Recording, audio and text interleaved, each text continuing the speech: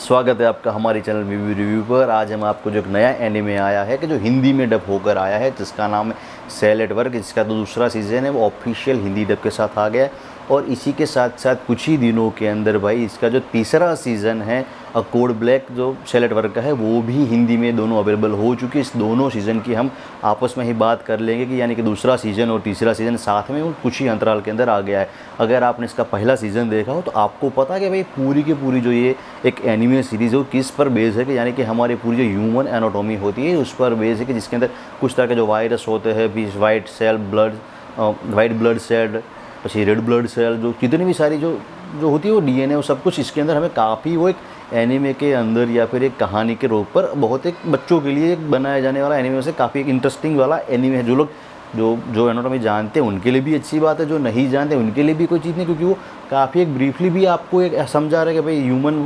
Body के अंदर सब कुछ क्या चल रहा होता है, वायरस क्या होता है। और उस काफ़ी एक अच्छे जानकारी लायक एनिमे में से एक भी है और आपको जो बच्चों को देखने लायक काफ़ी इंटरेस्टिंग वाला एनिमे से, बिकॉज इसका जो पहला सीजन ऑफिशियल आपको हिंदी डब के अंदर मिलेगा। आपको अगर दूसरा और तीसरा सीज़न भी इसके साथ साथ ऑफिशियल हिंदी डब के साथ वो पूरी उसके जो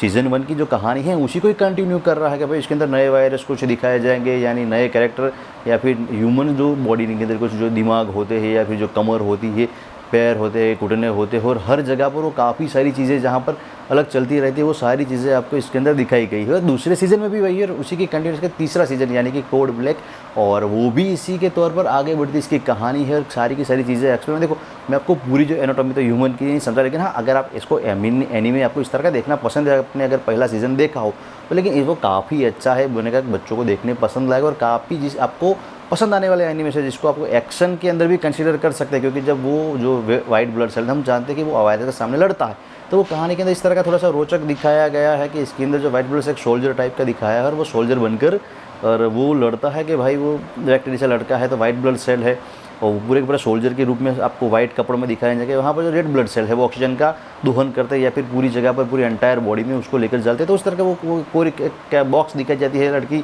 का जो वाइट ब्लड सेल है यानी कि रेड ब्लड सेल है उसके साथ जाती है, फिर वो ऑक्सीजन का बॉक्स लेकर हर जगह पर पहुँचाती रहती है, डिलीवर करती रहती है ऑक्सीजन को। कुछ इस तरह से पूरी कहानी और एक नाटकीय रूप से रूपांतर करने वाली कहानियों में से एक ड्रामेटिक है और आपको पसंद आने वाले इस तरह का अगर देखते हो तो। बाकी मुझे काफ़ी एक अच्छा और इंटरेस्टिंग भी लगा है कि इस तरह के कुछ भी लोग बना भी सकते हैं इस तरह का एनीमे। और बाकी तो मुझे अच्छा ही लगा। आपको कोई अच्छा लगे तो मुझे कमेंट में ज़रूर बताना। बाकी ऐसे ही मूवीज़ और सीरीज़